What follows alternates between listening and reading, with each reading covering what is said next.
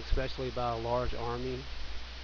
Not to mention Hannibal had war elephants that he managed to get through the Alps and was able to attack Italy from the north, which kind of caught the Romans by surprise. So that's how geography can play a major part in history. Now let's look at some locations around the Roman Empire and some of the great cities of the Roman Empire. You can't talk about the Roman Empire without talking about Rome itself. So, known as the Eternal City, Rome was the capital of the Roman Empire for most of, while it was at its height at least. Later on, there was a separation of the Western Roman Empire and the Eastern Roman Empire, where Constantinople was the capital, but that was later on after it was not at its height. Okay, it's Rome is strategically located along the banks of the Tiber River, which runs into the Mediterranean, which gives it access to the Mediterranean Sea. And from the Mediterranean Sea, they could control commerce and basically dominate the area from where they were positioned in Europe. And I've created a hyperlink here to,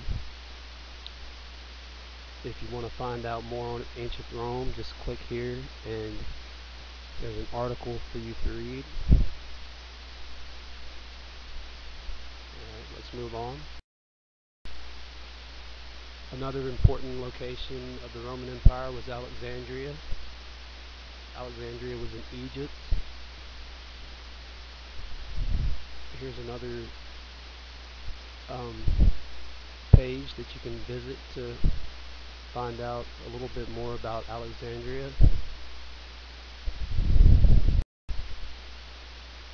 Alexandria was an important place for education and a diverse metropolitan city. The great library was a significant site in Alexandria. It housed a lot of the knowledge gathered from the Greek and Egyptian cultures, and when it burned, a lot of that knowledge was lost, unfortunately. And it also housed the Great Lighthouse, which was destroyed by an earthquake, and it was located somewhere out in the harbor of Alexandria. And Alexandria was founded by Alexander the Great in 331 BC. And Alexandria and Egypt by itself became a Roman province when Octavian, Rome's first emperor, annexed it as a province in 30 BCE. And we all know Cleopatra, the last Egyptian pharaoh, killed herself and along with her lover in Alexandria as Octavian's army closed in on the city. So just some interesting points about Alexandria. Okay, let's look at some specific sites and buildings of ancient Rome.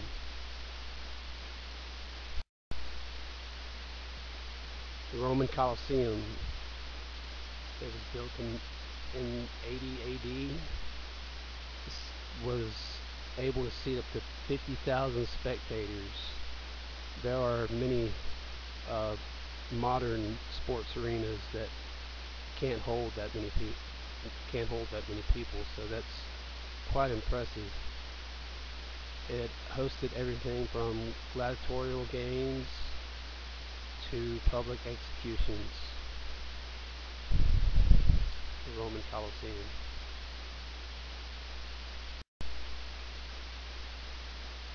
The Pantheon, and I've supplied a web page to learn more about the Pantheon. It was created uh, as a temple to all the Roman gods before Christianity took over the Roman Empire. They were a multi. They were a polytheistic culture.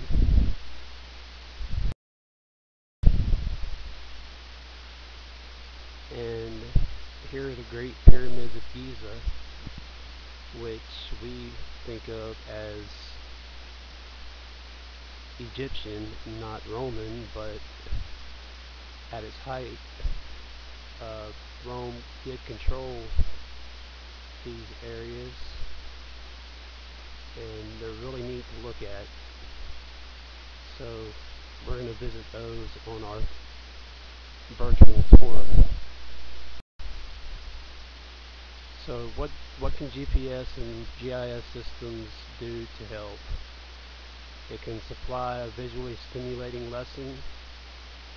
It can show a topological information on particular areas. It also allows students to take a virtual tour of a city or an area, and it gives the students a more abstract understanding of a historical place or event.